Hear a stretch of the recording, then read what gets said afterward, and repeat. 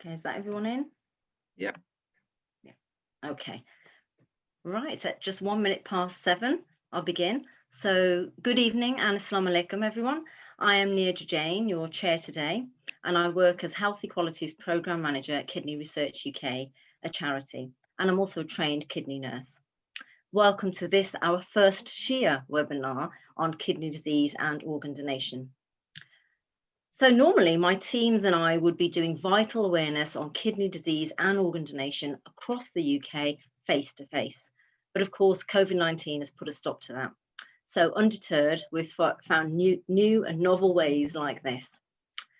I'm really grateful to Ali Abbas Husnan, Treasurer and Youth Strategic Director from the Scottish Ahlul Bayt Society, who we are delighted also are our co-hosts for this unique event. So huge thanks to all there. Also, many thanks as always to our funders, the fantastic Scottish Government.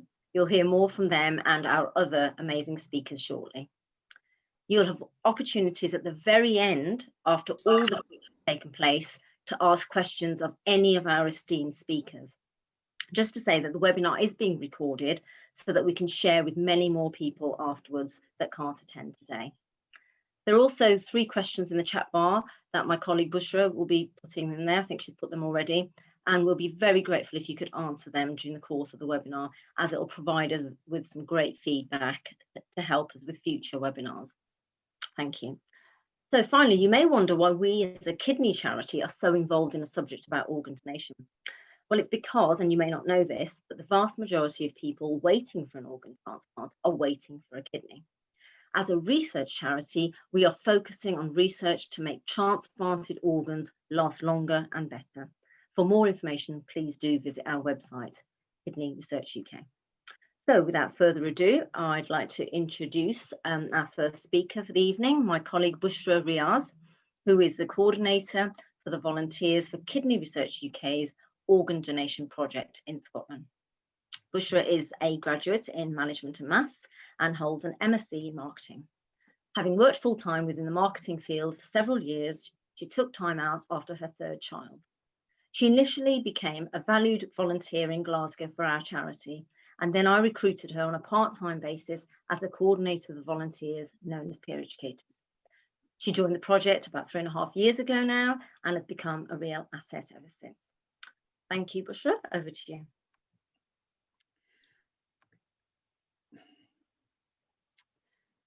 Okay, we'll just start.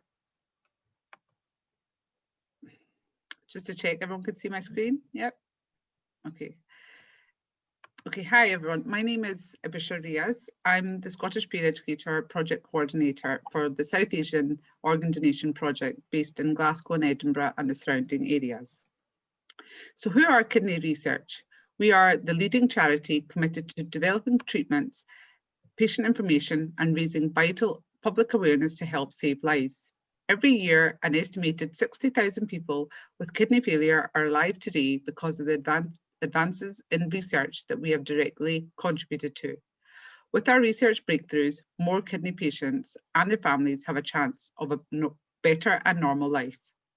We have an online service called Kidney Beam, which is a new physical and emotional wellbeing online platform designed for kidney patients, and can be used by anyone at the moment due to COVID.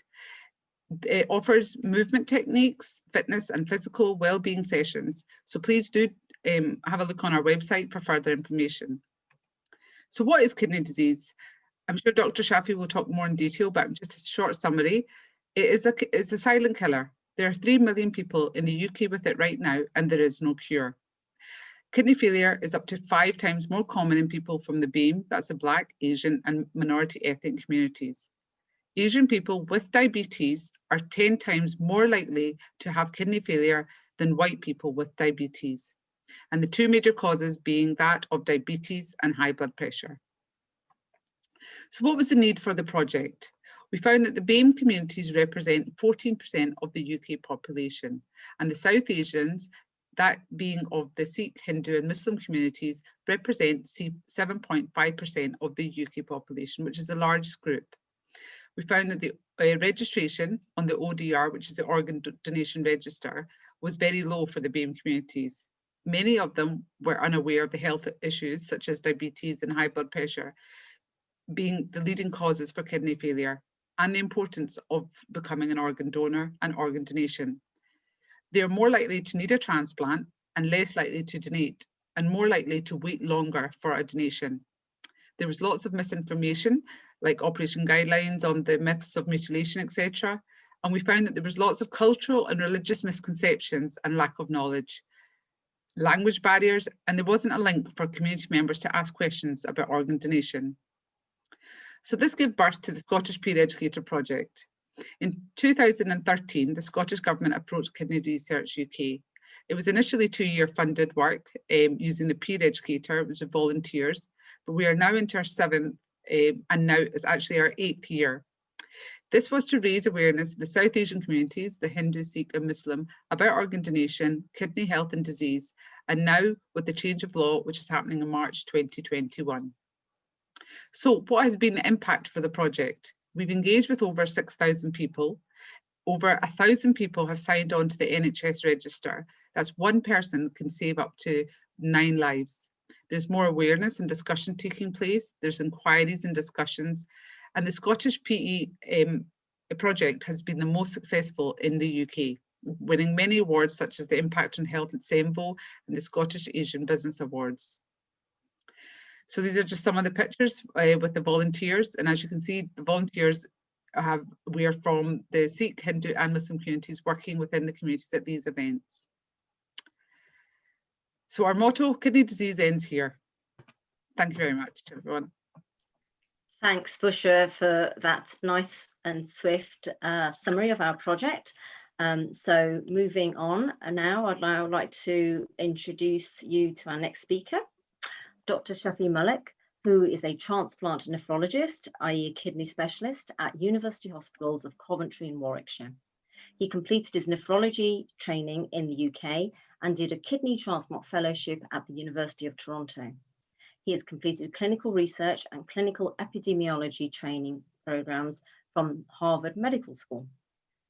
Dr. Malik has an interest in clinical epidemiology and clinical research within transplantation. He's a clinician teacher and is involved in organising courses, question writing for the Royal College of Physicians UK. His current research interests include promotion of living donation in ethnic minorities. Thank you, Dr. Malik. Thank you very much for an introduction, and assalamualaikum everyone. I'm going to be building on what you've heard from Bushra already about kidney disease and its burden in South Asian communities. So I'm a transplant nephrologist in Coventry, and I deal with kidney disease and kidney patients. So I hope you can see my slides, or if not, just someone can just prompt me. Yep, we can. Good. So the objectives of my talk, I'm going to talk about kidney disease, specifically burden in South Asian communities, the different types of treatments. Then we'll move on to transplantation and organ donation. So some facts and numbers. Kidney does the work of filtering blood. So it works 24 hours, 365 days a year. It cleans the blood, and then you make urine, and that's how the toxic materials come out. So the common causes of kidney disease are diabetes and hypertension. In the UK, for example, 2.5 million people have been diagnosed with diabetes. And it's a huge burden in South Asians. About 1/5 of that 2.5 million is about 400,000, and 400,000 people in the UK with diabetes are of South Asian origin. Type 2 diabetes. So the diabetes, as you know, there are 2 types, but type 2 diabetes particularly is very common in South Asians. It's 6 times more common. Similarly, hypertension, which is high blood pressure, is also very common in South Asian communities. Now, if you ask me why, there are a number of factors, but generally genetic factors and lifestyle factors are probably the most important reasons for diabetes and hypertension being common in South Asians. Moving on to kidney problems. Chronic kidney disease is a long-term condition when the kidneys don't work as well as they should. So when we talk about kidney failure, it's essentially chronic kidney disease. When it progresses and the kidneys stop working, that's when we call someone's had kidney failure. Diabetes is actually the commonest cause of chronic kidney disease or kidney failure worldwide. Anywhere you go, diabetes is most common. And again, because diabetes is so common in South Asians, you can imagine chronic kidney disease or kidney problems are also equally common in South Asians. And when someone's kidney stops working, they'll need dialysis treatment.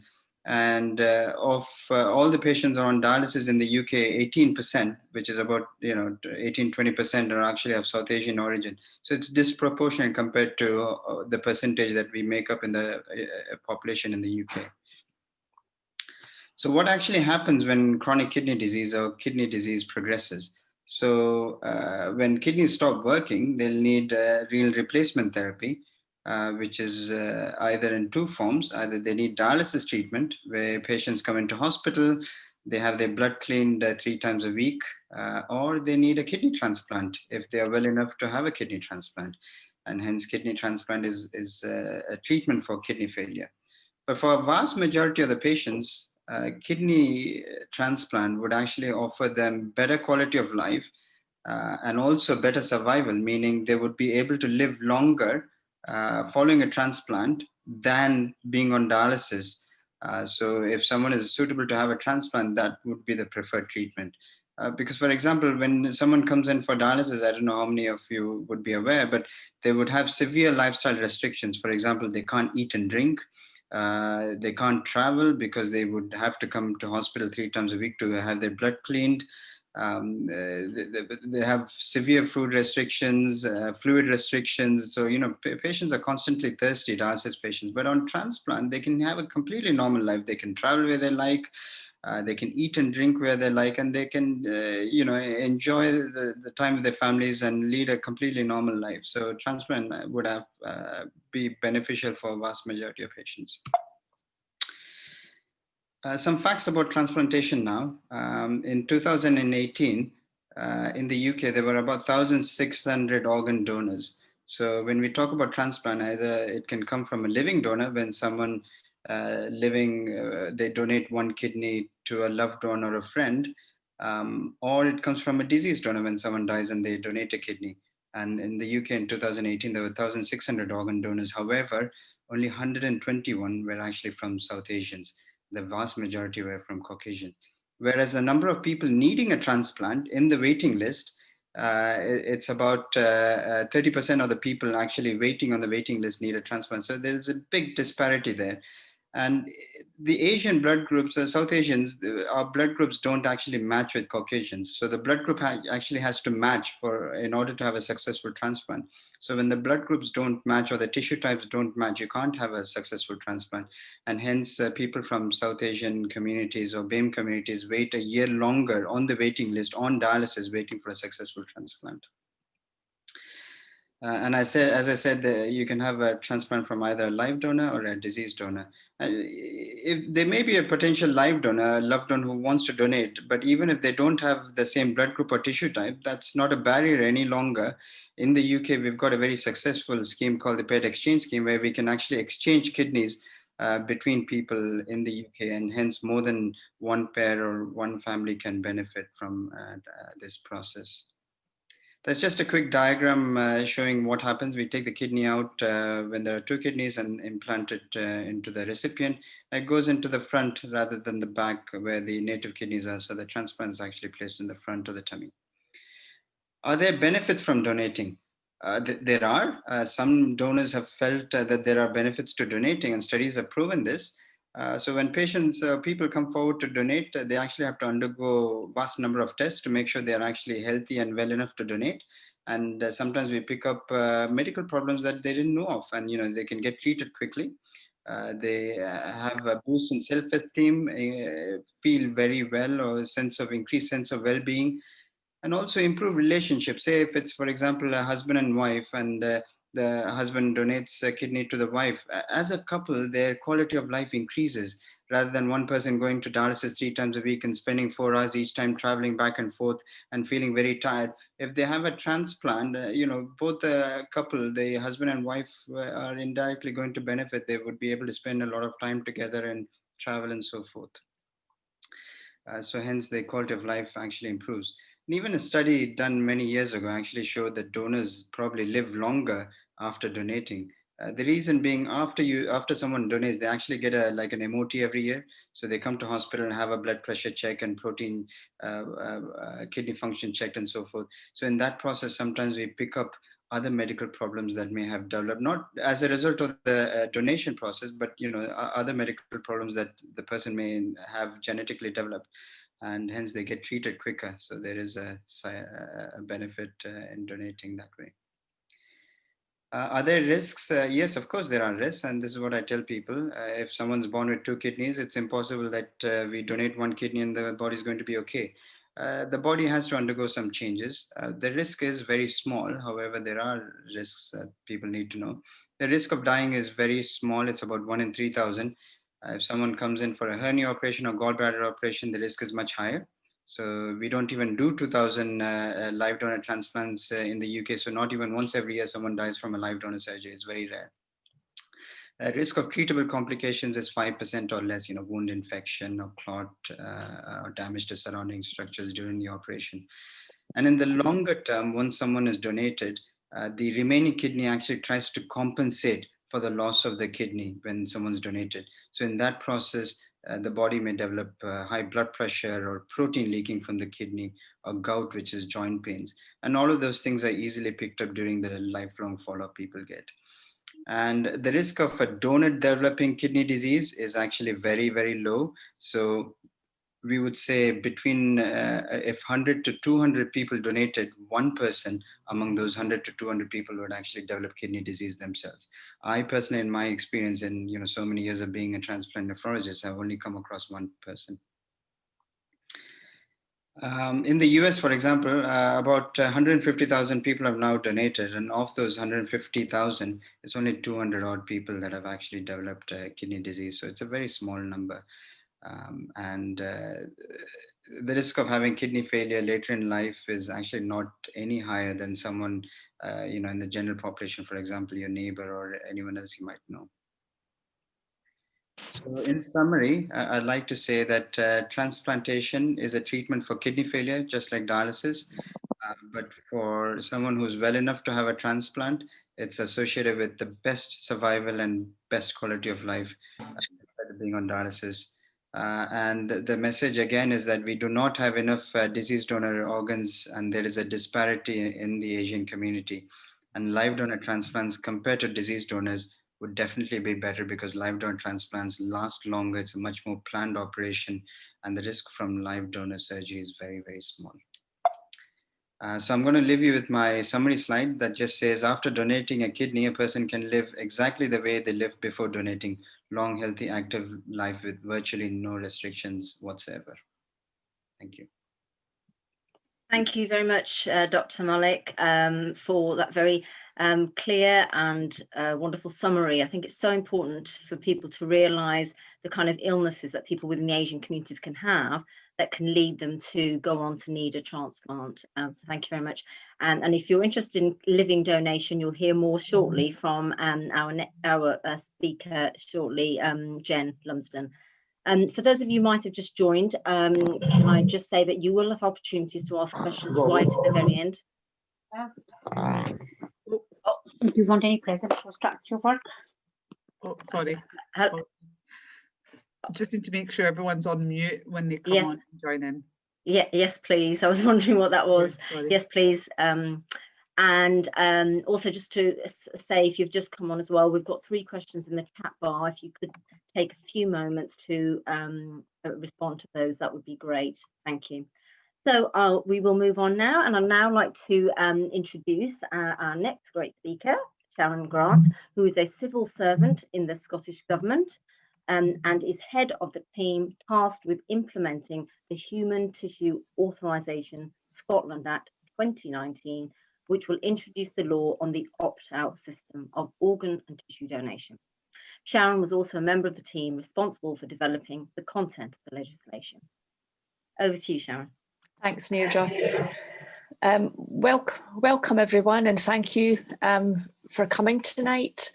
I'm going to tell you a bit about how we constructed the legislation and what we took into account when we did that, and then give you a bit more about what's actually in the legislation. So what I'm going to do is really as a potted history of the law, of the new law.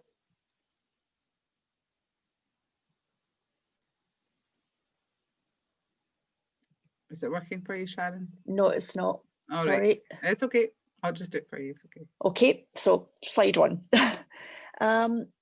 When we were developing the law, what we decided to do was the same as any other government department would do is we have a consultation. So we publicly consulted on the law and got the public's views on the law.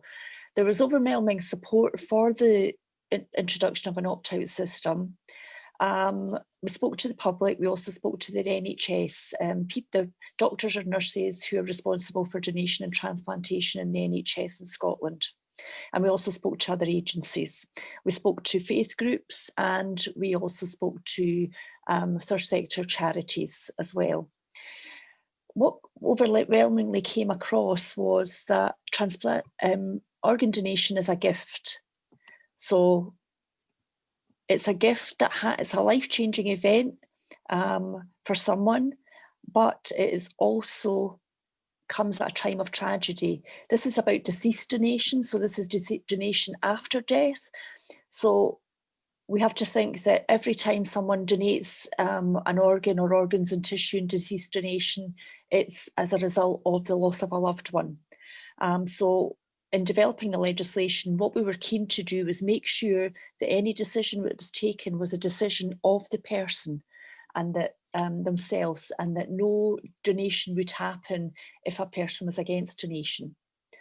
I'll go on to say a bit more about that when I actually talk about the law.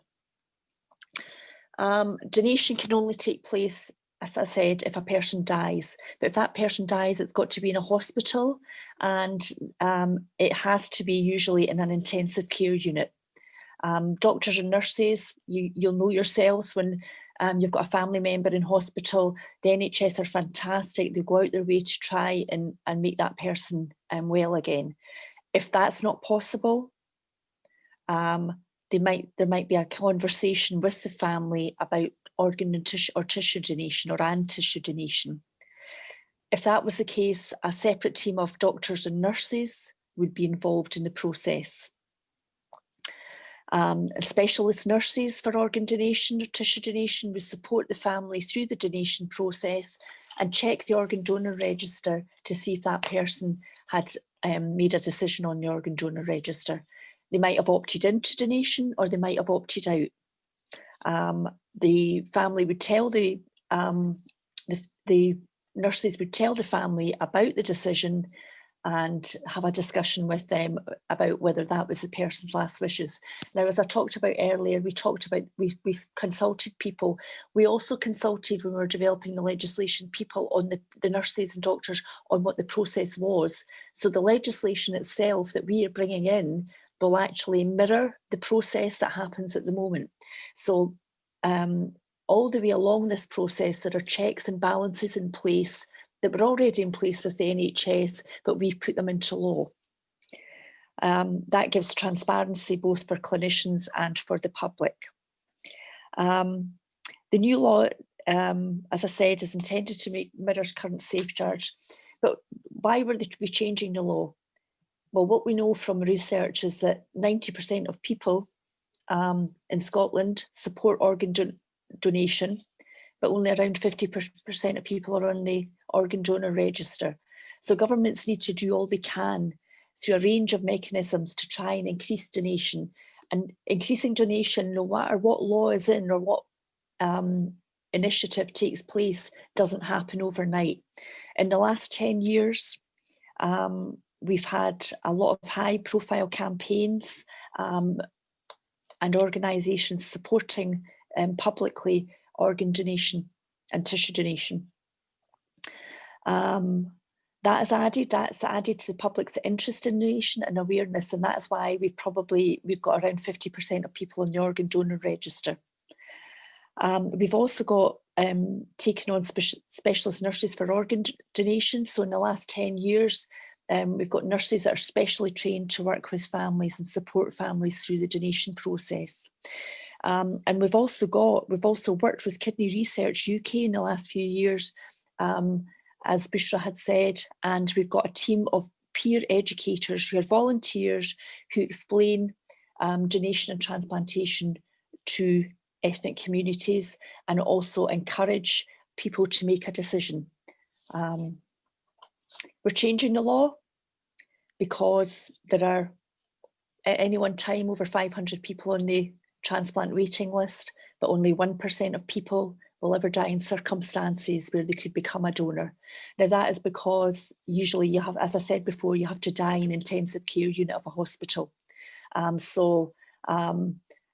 as care and medical science has improved over the years, the number of donors, it's harder to identify donors. As Professor Malik also said, there are illnesses, other people have illnesses that might actually be against, not supportive of donation. So to become a donor, there's a lot of hurdles to pass even before you get to donation stage. So that's another reason why it's a gift. So why we changed the law is we wanted to make sure we looked at the authorisation process for donation. And as with other nations in the UK and around the world, the next logical step was to move to an opt-out system of donation. Now, what I want to say is the Scottish Government is ensuring that people have a choice for donation. So you have a choice. If you don't want to donate, it's a personal choice. If you do not want to donate organs or tissue or be considered when you die, you can opt out of donation. If you want to be a donor, you could opt in to being a donor, and you can do so on the organ donor register, as you can now. If you do not make a decision and you die in circumstances where you could become a donor, the law will say that you were deemed to have authorised donation. As I said, there are checks and balances in place. We're encouraging people through our organ donation campaigns to discuss with their family what their decision is, and make that decision on the organ donor register, but also discuss it with your family, so that your family know in the unlikely circumstances that you might become a donor,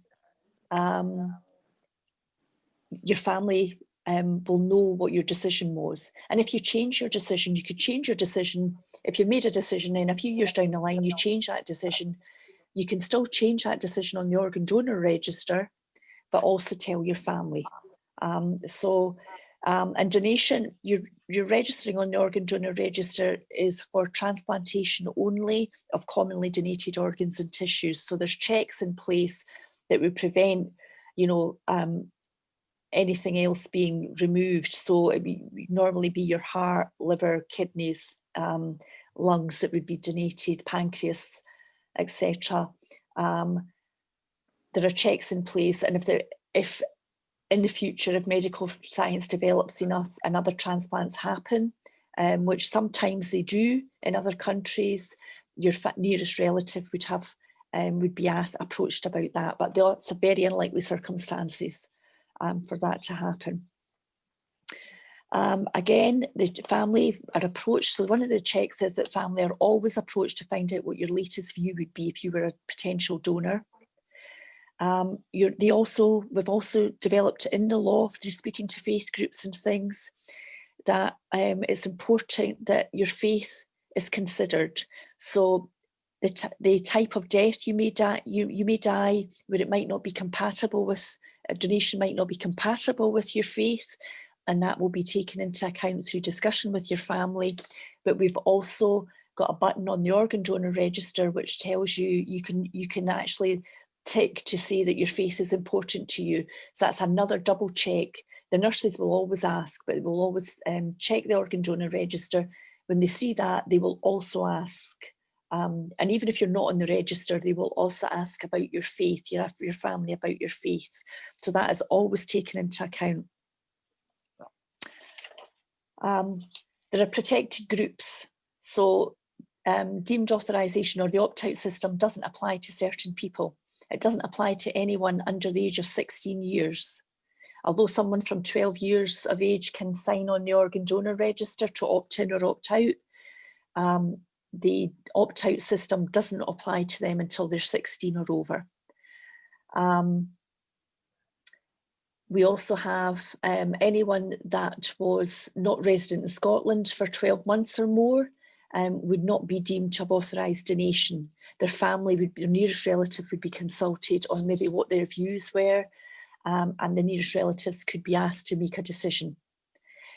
In terms of if someone didn't understand the law, so through some incapacity, so mental health incapacity, if they were unable to understand the law, deemed authorisation would not apply to them. And that would come out as through discussion with the family. So the nurses are trained to ask all these things. So these things are covered when someone's questioned, when the family is being supported or approached about the donation process.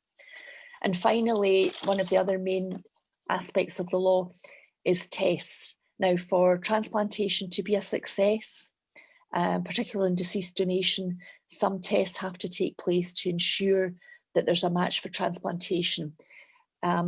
Surgeons will not remove organs without ensuring that there's a match already in place.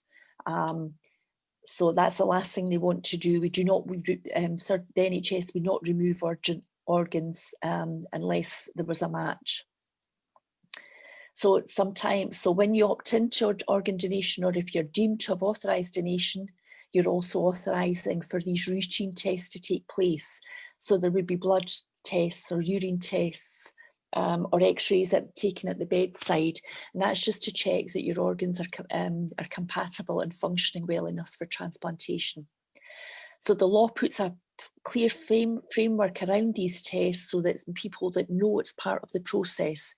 And again, there is another check in place that the nurses would ask the family if their loved one would have been willing for those tests to happen. And if their loved one was not willing for those tests to happen, donation would not proceed.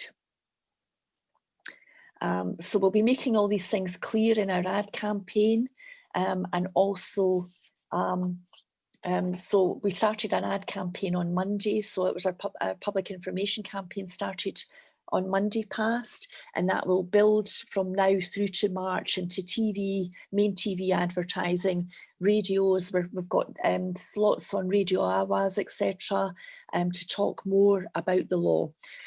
Importantly, what the Scottish Government is doing is, because it's such a change, this is a major significant change that we want people to make a decision, we want people to make an informed decision, that there will be a public information leaflet coming through everyone's letterbox in February. So during February, you should receive a leaflet explaining what the law is, so you don't have to take it all in what I've said here. It's all written down for you. And that leaflet will also be accessible through the organ donation website in 22 other languages, and also in accessible formats as well. So I hope that's helpful, and you'll see, hopefully you'll get that leaflet through your your letterbox. Thank you. Thank you very much, Sharon, and talking so clearly about a very important subject, which has really formed the thrust of our work during the COVID era. And a huge thanks again, because in the run-up to the law change, I can only imagine how busy you must be. So thank you. Nuja, I just want to thank Kidney Research and all the organisations and faith groups that have worked actually with us. For one, we couldn't have developed the law the way it's been developed without their input, and we wouldn't have as much publicity and knowledge through all the faith groups, explaining that the law is coming in. So this has been a real good opportunity for us. Thank you. Yeah, you're welcome. Right, okay. So now next, it gives me great pleasure to introduce you to Asad Sheikh, who is originally from Kenya and moved to Edinburgh in 2002. He is a person with type 1 diabetes since childhood on insulin. He suffered from diabetic retinopathy, i.e. the eye damage that's associated with diabetes, and then was diagnosed with chronic kidney disease in 2004, stage 3 with 30% kidney function. Asad had a kidney and pancreas transplant in November 2013. He now lives in London, got married in 2014, and tells us he has been blessed with a baby girl who is now 4 months old. Congratulations and welcome, Asad. Thank you very much for that introduction. And since my intro is done already, I think we'll just skip and get right on through with my history. So as you mentioned, I was type 1 diabetic, still am, but prior to my transplant, I was on insulin for just over 20 years. I was diagnosed with CKD in 2004 on stage 3, with about 30% kidney function left. Suffered diabetic retinopathy, still do suffer from diabetic retinopathy, and underwent numerous surgeries, laser eye surgeries and other surgeries, all to do with diabetes. I had to be monitored regularly for my kidney function and diabetes and my eyes, and just normal appointments at the hospital and GPs. I had my kidney pancreas transplant on the 29th of November 2013. Prior to the transplant, family was quite vital and very supportive throughout my illness. I felt constantly tired. I was always irritable and just generally unwell. I struggled to concentrate. Even in normal conversations, I would zone out, and just not be with the person, even though, it's such simple to concentrate in a conversation. I struggled to walk, climb stairs, and just get breathless and palpitations. And I was just generally unwell constantly. I always had flu-like symptoms that would last throughout the year. I was on special diets for diabetes, low potassium diets. I threw up on a daily basis, and I would throw up it was every morning I'd throw up bile, and that sort of would prevent me from being able to eat or drink anything. But despite all this, I still lived a happy life. I made the most of time with my family and appreciated the things that I could do. Sorry. Leading up to the transplant, it was all to do with kidney function. Kidney function gradually just got worse and worse. I had a fistula point in my arm, ready for dialysis, and put on the kidney pancreas transplant list. While on the list, I was very nervous, very anxious of the operation. Didn't know what to expect, really. I did know, but still very nerve-wracking. My transplant coordinator, they were very supportive, and they made it much easier to understand the procedure and how to cope before and after the operation. A match was found, and I was called in within less than 2 months of being on the list. I was only on the list for 56 days. I had a deceased donor, because going for the pancreas transplant, deceased donor is the only option. When the call came in, it was about 10 o'clock at night on a Thursday. I was very apprehensive, and I didn't expect it that soon. I wasn't ready mentally, and the family weren't aware either. They weren't fully aware of what it all involves and everything. It was just too early. I was asked to come in for a checkup, and they would take things from there. Got to hospital about 11 o'clock, 12 o'clock midnight, done their checks, and the next thing, within 6 hours, I was being prepared for the operation.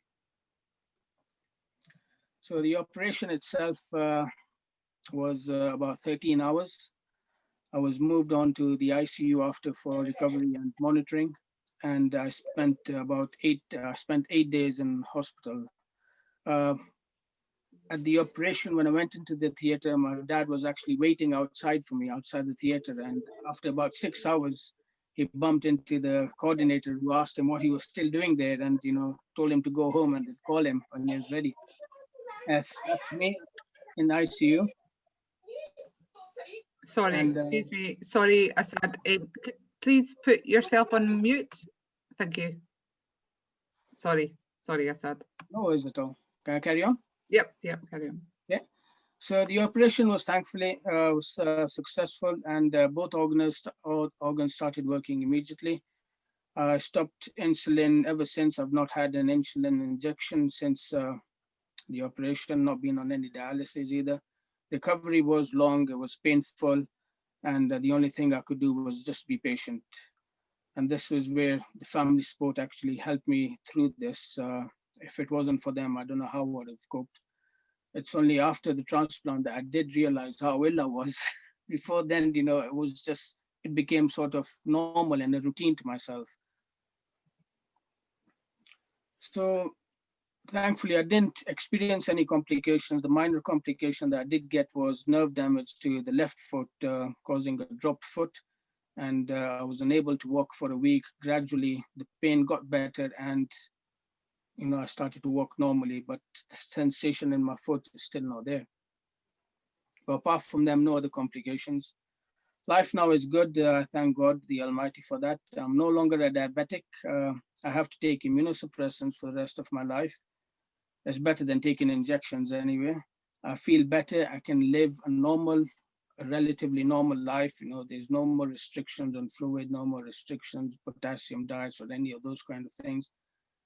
I can eat properly. I have a set routine to adhere to, and regarding my meals and times to cater for gaps between medication and all that. I have to be extremely cautious when it comes to viruses, getting ill, and I always seek help and advice from the doctors anytime I'm unwell. I will, like I say, I was recently blessed with a daughter who's just turning about 5 months in another 2 weeks. In conclusion, the operation is very risky. It's a tough operation. The process is very painful, but it's all worth it considering, you know, you can live a normal life after and enjoy the things that we normally take for granted. I'm extremely grateful to the Almighty for the blessing He has given me. Such a priceless gift it is. The donor and his family for their sacrifice, my family for their support, and the medical and transplant team for their expertise and cares. I'm forever indebted to them all. And thank you all for this opportunity as well. Oh, Asad, thank you so much, my goodness, for sharing your incredible story. Very heartwarming, very uplifting, and lovely to see a happy ending. And we wish you continued good health and all blessings. Thank you so much for sharing your story. Thank you. So for those of you who may just have recently joined, just hearing somebody like Asad speak, we have thousands of patients, and there have been many thousands over the years who are waiting desperately for some kind of organ transplant. And that's why the work we're doing, including webinars like this today, really are required to raise awareness for the need for organ donation to help people like Asad. Right, okay, so moving on, I would now like to introduce you. Actually, just before I do that, for anybody who's just joined, there are 3 questions in the chat bar. If you haven't answered them, please do so. And there will be opportunities to ask questions of all of our speakers right at the end. So I'd now like to introduce you to Jen Lumsden. She is a trained nurse who has worked in various medical specialities, and following 4 years as an intensive care nurse, commenced the role of a multi-organ donor transplant coordinator in 1997. Jen completed her PhD with the University of Edinburgh, with nurse-led research into quality of life issues in living donor kidney transplantation in 1996, with several peer-reviewed publications focusing on living donation. Jen has specialised in this field for the past 20 years and is working with the Scottish Government to raise awareness and improve equity of access to information in Scotland about living donor transplantation. Thank you, Jen. Thank you very much. Thank you.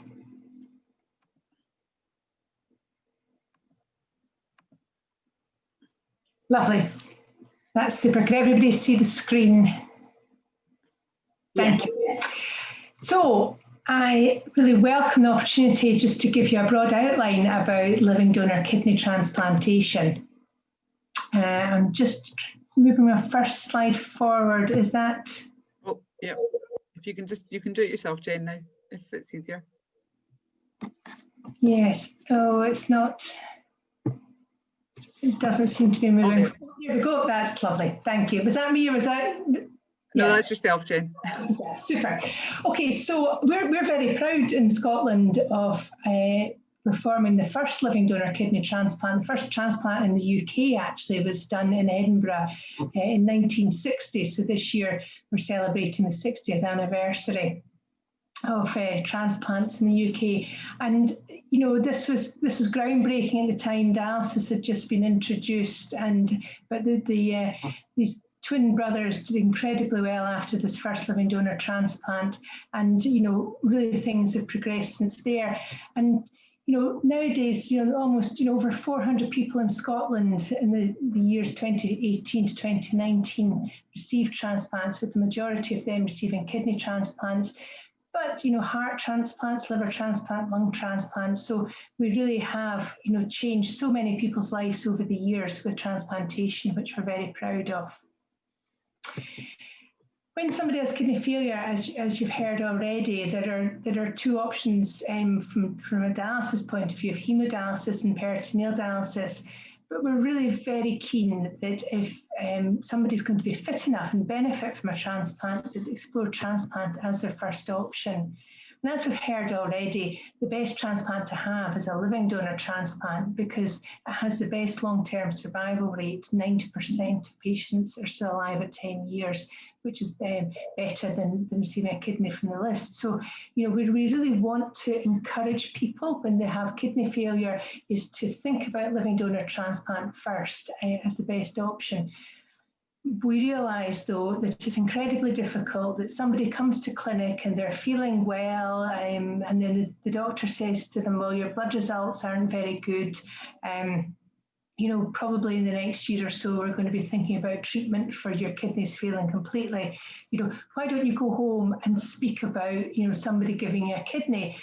And that's a really difficult thing to do for somebody. And, you know, we want to try and make that easier for them. And one of the things that we really want to do is raise awareness. You know, I think many people heard about organ donation, but we're wanting to hear about living kidney donation as, you know, the first treatment for kidney failure for those who would benefit. So, you know, as much media coverage that we can manage, and whether it's television, radio, or newspapers about living kidney donation, just to ensure that everybody has heard about it. Raising the subject, as I've said, that can be difficult, and we want to support people doing that. And I think within families, it can be a difficult situation if lots of family members come forward as well. I mean, how do we select donors? And as we've heard already, you know, donors don't necessarily need to have the same blood group or even be blood group compatible, because we can do kidney swapping, and I'll show you more about that in a minute. But whatever happens, the donor safety is a priority, and we ensure that the potential donor, the recipient, and the family members are fully aware of the risks and benefits of doing this. The matching process is actually very simple. It's just a blood test, and it's done by blood group and tissue typing. And if the donor and recipient are not compatible, then as you can see here, we can do just straightforward exchanges that a donor in one part of the country gives a kidney to somebody elsewhere in the country, and their donor gives a kidney to the recipient back. So this has been done for the last 14 years, and it's really changed the face of living donor transplants. We've had many more transplants available. The other thing that has really changed living donor transplant has been people being allowed to be altruistic donors. And before 2006, this wasn't allowed at all. You had to know your recipient. In fact, you know, in the early days, they preferred you to be related to your recipient. But after the law changed, and you know, as we've developed, you know, altruistic donor, somebody just approaches the transplant team and says, you know, I would like to give a kidney to a complete stranger, and you know, this is a fantastic gift, and you know, we've had, you know, over 500 people in the UK have been altruistic donors, and they donate to the best match person on the transplant list or now they donate into the chain from the incompatible transplants. So that's really a fantastic initiative that has changed the lives of many people. When somebody comes forward to be a donor, whether they're an altruistic donor or a directed donor to somebody that they know, I'm just... Is it not going through it right? Sorry, just 1 second. Sorry. I think the most important thing that as transplant coordinators that we say to the donor is that the team is there for them. You know, it's a big onus on the surgeon to remove a perfectly healthy kidney from a fit individual. So the donor is treated very separately from the recipient during the assessment process and meets many members of the transplant team and undergoes many tests just to ensure that as much as possible their kidney function is going to be satisfactory, living life with just one kidney, and they're fit enough for a major operation. So I think the one complaint that we have from donors is that they do go through many tests and they do keep meeting people who keep going over the risk, etc. But that is so important, and you know the team are very aware of the gift that that person is giving. The operation itself, one of the reasons that a living donor transplant is so successful is the kidneys without a blood supply for a very short time, and the theatres quite often are just next door to each other if it's a direct transplant, so the kidney works immediately. And I have to say, as a transplant coordinator, one of the best times is going in to see the donor and the recipient after the surgery, and the recipient has a kidney that's working immediately and they're feeling better, and the donor, because the kidney the donation is now done through keyhole surgery, it is up and about the next day. There's no lying in bed, up and about the next day, and normally home within 3 or 4 days and back to work after about 8 weeks. So that's really important for people to know as well, that the recovery is very quick these days. And these are just a few pictures, and you need to guess who are donors and who are recipients, because you know, transplantation is life-changing, and you know we appreciate very much the from living donors coming forward, whether altruistic or directed, and the change that they can make for our recipients. Thank you very much. Thank you so much, Jen, for that. And I'm sure people have got lots of questions, and you will all have time to ask Jen more of that. But it's incredible, Jen. I mean, you and I started in this field a long time ago together, and to see the advancements and the success is really heartwarming, isn't it? Totally. Thank you. Right, so where are we? Right, okay, I think I saw Radha come up on the list of attendees, so I will now move swiftly on and introduce you to Dr. Radha Sundaram, who is a consultant in intensive care and anaesthetics at the Royal Alexandra Hospital in Paisley. Having qualified in India, she did her postgraduate medical, anaesthetic and intensive care training in Liverpool, Oxford and Glasgow. Radha is the regional advisor for training in intensive care medicine for the West of Scotland, and is also a clinical lead for organ donation in Scotland to promote awareness amongst BAME communities. Over the last 5 years, Radha has worked with NHS Blood and Transplant, Scottish Government, and ourselves, Kidney Research UK, to improve education and awareness around organ donation in our multi-ethnic communities. Radha's interests in the area of organ donation include improving donation after circulatory deaths and introducing a tool to prompt consideration of organ donation at the end of life in intensive care units. Thank you, Radha. Good evening. Thank you so much, Neerja and Bushra, for organising this webinar.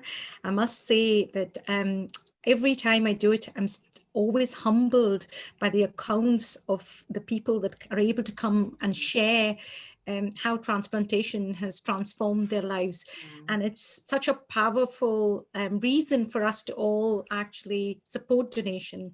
So as Neerja's kind introduction said, I'm a consultant in intensive care medicine at the RH in Paisley. I'm currently inundated with COVID work, but one of the things that gives me a lot of fulfillment is my organ donation work. Now, most of the time when I'm in intensive care, I'm involved in saving lives, but there's a small proportion of patients where we're not able to achieve that. However, if the patient has expressed a wish to donate and their family are supportive of it, what we can do is actually transform that wish to a very powerful decision that can save up to 7 lives. Oh. Thanks, Bushra. All right, okay, I'll do it for you. As everyone before me has said, we need everybody because we need to increase the number of people that are willing to donate. And as Sharon eloquently pointed out, our society is very, very supportive of donation. If you do sort of market surveys or straw polls, more than 95% of the Scottish public are supportive of donation and would receive a transplant if they needed one to save their lives. This is Gordon, who received a heart transplant many years ago and has been the poster boy of the NHSBT organ donation campaign for many years. And now Gordon runs a very successful business, is the father of a little child, and often helps us with promoting the message of donation. Next slide, please, Vishra. We have been continuing to proceed with donations and transplants despite COVID. But as you can see, despite our work and despite the generosity of patients, we still have a gap between the number of patients who are on the transplant list.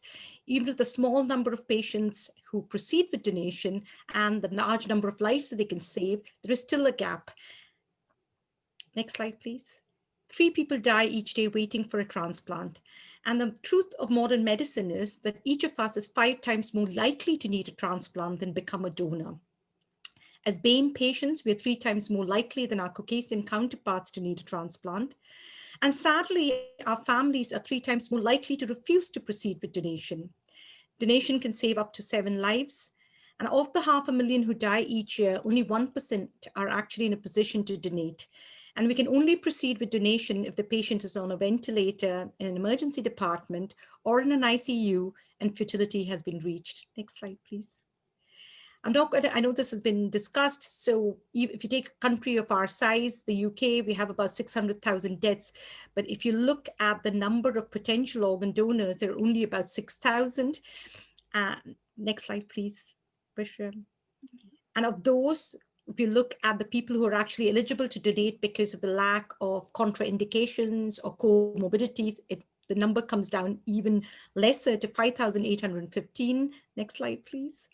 And with our family approaches and actually our families that say yes, the number of donations that actually can proceed are only about 2,181. Next slide, please. With that, because of all the screening tests we do, we have only about 1,600 donors. Next slide, please. But these lives are saved not just because of NHSBT and the donation and transplantation teams. These lives are saved because of the will in society. It's very, very clear that society supports donation and most people would accept a transplant if that were to save their lives. There is a gap, though, between our sort of beliefs and our action. It is also supported by the vast array of doctors in primary care who look after patients before their transplants and after their transplants, not to mention organizations like Kidney Research UK who support GPs in actually preventing the progression for need of transplant as well.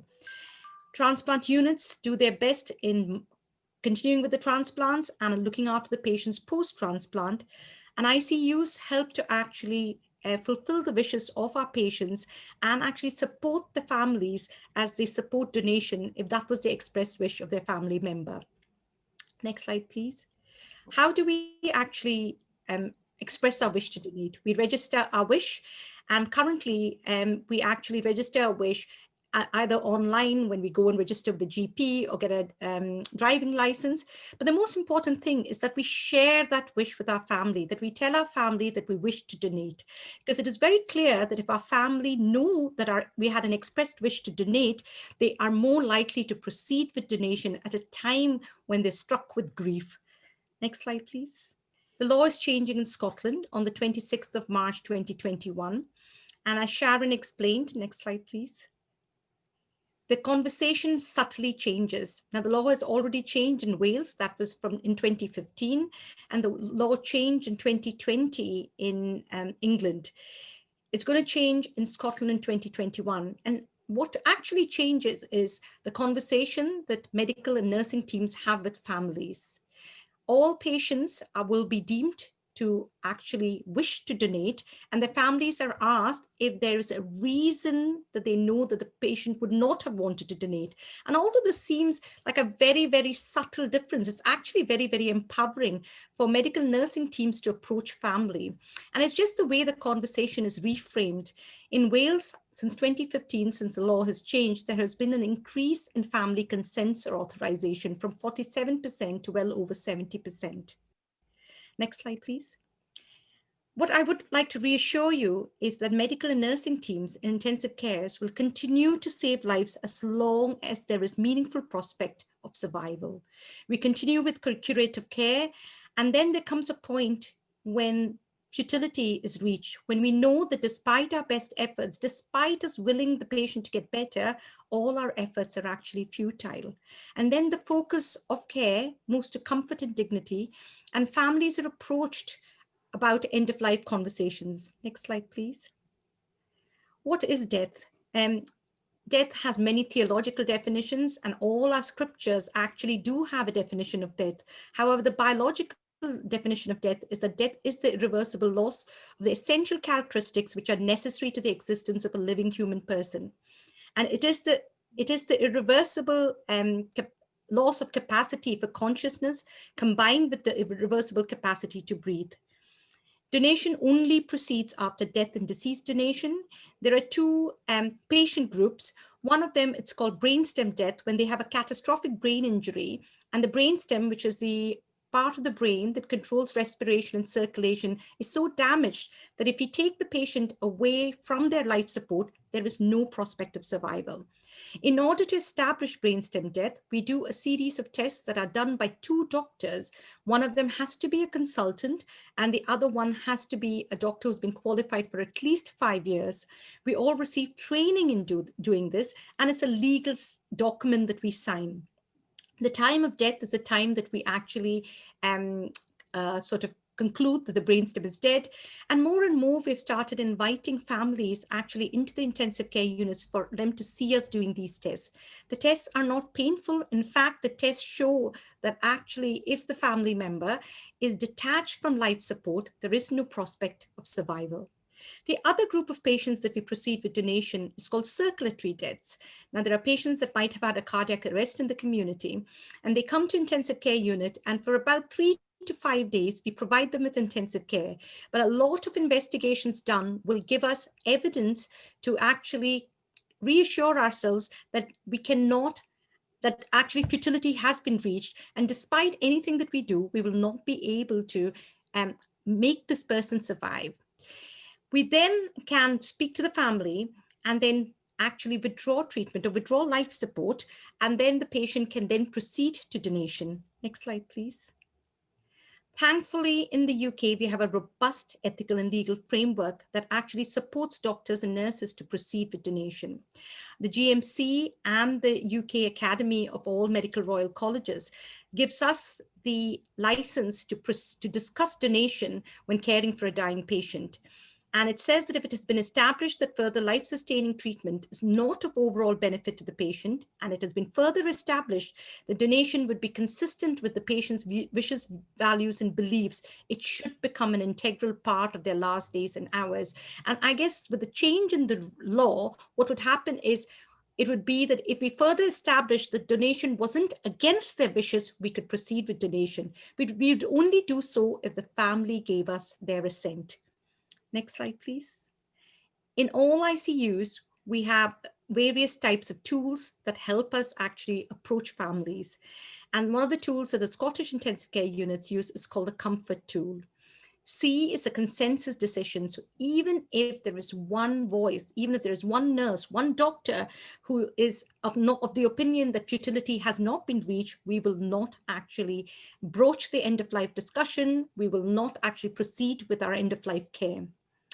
All have to agree. We then consider organ donation as a normal part of our conversations at every end of life. So every family is approached. And from the 26th of March, we will have the courage to actually approach these conversations and ask the family members if they knew whether the patient had any objection to donation or had an expressed wish not to donate. We would still check the organ donor register because patients could have still actually registered. And we find in our conversations with families that if actually the patient has registered, it empowers the family to say yes at a time of greatest grief. We ensure that medical documentation is complete. We ensure that family has privacy. We ensure that we can fulfill the religious and spiritual needs. We are getting better with the religious and spiritual needs as we are doing these conversations with faith groups, with the help of Kidney Research UK and Scottish Government, as we are having conversations with faith groups about sort of death rituals, about religiously sensitive conversations. We are actually, as a service, NHSBT, there's a lot of learning that is actually from discussions during these webinars that's actually fed back to NHSBT, and the specialist nurses in organ donation and clinical leads in organ donation are actually have a process where they learn about how to approach religious needs and how to actually ask that. And that has become a part of all our conversations now. Next slide, please. Doctors will always do their best to save the lives of patients, but sometimes we have to accept futility. We will then, along with the specialist nurse in organ donation, approach the family. The family will be asked for consent, currently regardless of whether the patient is on the donor register or not. And if the patient is not on the organ donor register, but if the family know that they would have wished to donate, even now, the family give us assent and we proceed with donation. The specialist nurse then spends a lot of time with the family explaining the process. This is of particular importance with our ethnic families because our death rituals and our burial rites all have to be done within a time frame. And the specialist nurse are trained to actually be very honest with the patient's families and give them a sort of expected time frame for donation. And if the family then at that point decide not to proceed, they have every sort of right, and they can do that if they feel that they cannot go through it. Many tests are done, a lot of personal information is sought, and the patient is cared for just the same by the ICU team until donation happens. The specialist nurse then coordinates with the transplant centers, and transplant patients on transplant waiting lists, if there are a match for the patient that is actually going to proceed with donation, will be invited to their local hospitals waiting for the organ that they've been struggling without. The time when we do donation will depend on the arrival of the regional teams.